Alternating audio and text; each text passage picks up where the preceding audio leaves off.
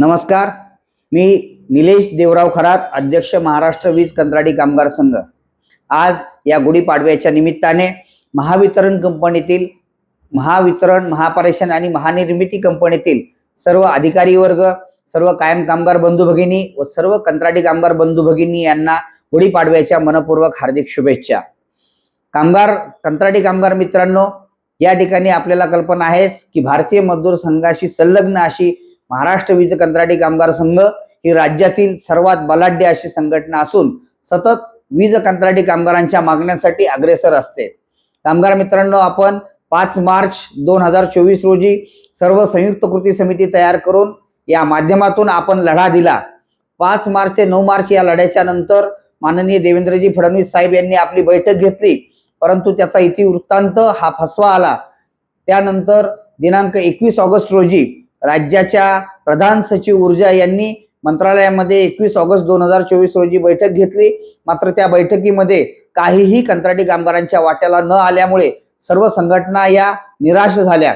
मात्र या वीज कंत्राटी कामगारांना काहीतरी मिळालेच पाहिजे या हेतूने सर्वांना आवाहन केले गेले, मात्र कोणीही त्या आवाहनाला प्रतिसाद न दिल्यामुळे महाराष्ट्रातील एकमेव लढवय्या अशा महाराष्ट्र वीज कंत्राटी कामगार संघाने पुन्हा निर्धार केला व त्यावेळी उपमुख्यमंत्री व ऊर्जा मंत्री असलेले माननीय देवेंद्रजी फडणवीस साहेब यांच्या नागपूर येथील निवासस्थानासाठी मोर्चा काढण्याचे ठरवले। 24 ऑगस्ट 2024 रोजी रेशीमबाग मैदान ते माननीय ऊर्जा मंत्री फडणवीस साहेब यांच्या निवासस्थानापर्यंत हा मोठ्या संख्येने मोर्चा काढण्यात आला। त्या ठिकाणी पोलिसांनी मोर्चा संविधान चौकात अडवल्याच्या नंतर तिथे 3000 कंत्राटी कामगार हे 6 दिवस त्या ठिकाणी बसून राहिले। आपल्या 9 कंत्राटी कामगारांनी त्या ठिकाणी आमरण उपोषण केले। अर्थात 29 तारखेला फडणवीस साहेब नागपुरामध्ये आले आणि त्यांनी आपल्या संघटनेबरोबर चर्चा केली। त्या ठिकाणी हरियाणा पॅटर्न लवकरच आपण मान्यता देत आहोत असं आम्हाला सांगितलं। सर्व वीज कंत्राटी कामगारांना 19% पगारवाढ ही दिली जाईल असंही आपल्याला सांगितलं। त्यानंतर 10 जादा मार्क असतील, वयामध्ये 43 वयाची अट असेल, मृत कंत्राटी कामगारांच्या वारसाला 4 लाख रुपयाचा निधी असेल, कंत्राटदारांना भ्रष्टाचार करता येऊ नये यासाठी राष्ट्रीयकृत बँकेमध्ये वेतन असेल, कंत्राटी कामगारांना कामावरून कमी करण्यात येऊ नये यासाठी काही उपाययोजना असतील, काही कोर्ट केसच्या कंत्राटी कामगारांना त्यांचे संपर्क पोर्टलला विशिष्ट रंग देऊन कोर्ट केसच्या लोकांना प्रोटेक्ट करण्याचा निर्णय झाला। कामगार मित्रांनो, याच्यानंतर दिनांक 9 सप्टेंबर 2024 रोजी पुन्हा आपल्या ऊर्जा मंत्री यांनी सर्व कंत्राटी कामगार महाराष्ट्र वीज कंत्राटी कामगार संघ व भारतीय मजदूर संघासोबत एक स्वतंत्र बैठक घेतली, कृती समितीची देखील बैठक घेतली आणि त्या ठिकाणी हे सर्व लाभ आपल्याला दिले। मात्र या लाभांची पूर्तता आज 1.5 वर्ष झाल्यानंतर महावितरण मधील कंत्राटी कामगार हा होरपळत आहे। त्याचं वेतन वेळेवरती होत नाही, 3-3, 4-4 महिने वेतन नाही। कंत्राटी कामगारांचं पोर्टलवरती जे कोर्ट केस मधील कंत्राटी कामगारांचं नाव उद्दिष्ट हे हायलाइट करायला सांगितलं, ते काम देखील झालेलं नाहीये। सातारा आणि नांदेड येथील भ्रष्टाचारावरती फडणवीस साहेबांनी चौकशी करायला सांगितली, मात्र अद्यापही महावितरणच्या त्या अधिकाऱ्यांनी ती चौकशी केलेली नाही।